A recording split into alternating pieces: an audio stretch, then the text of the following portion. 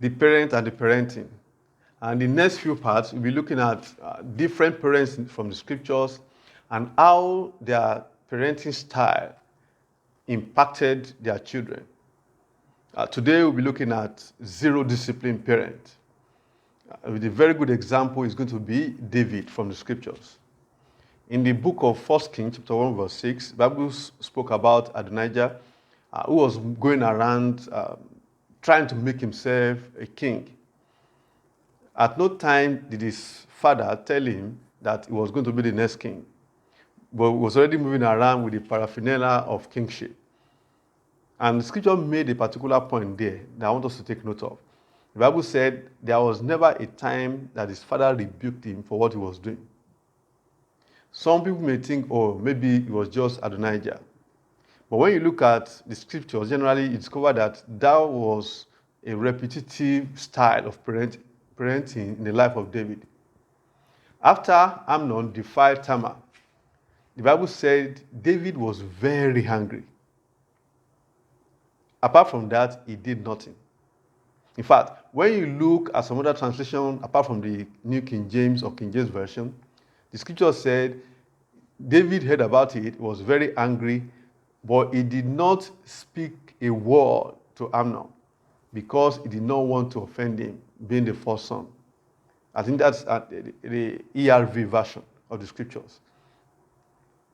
So that is the way David continued with his children.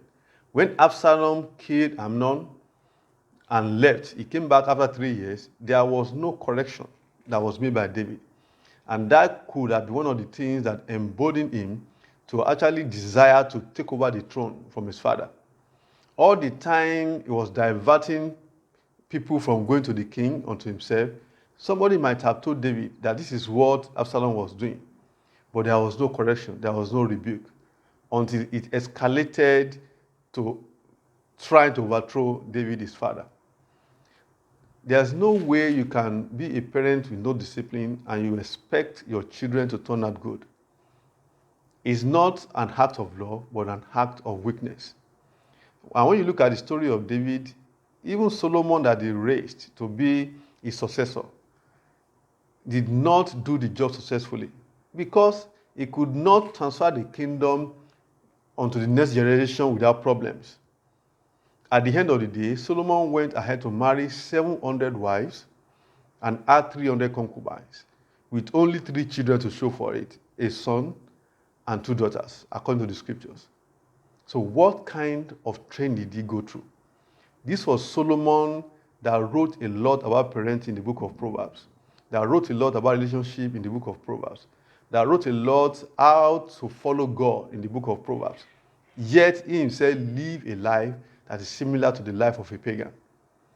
So when you don't discipline your child, when you apply zero discipline according to David's style, you can be sure that such a child will not end up the way God intends.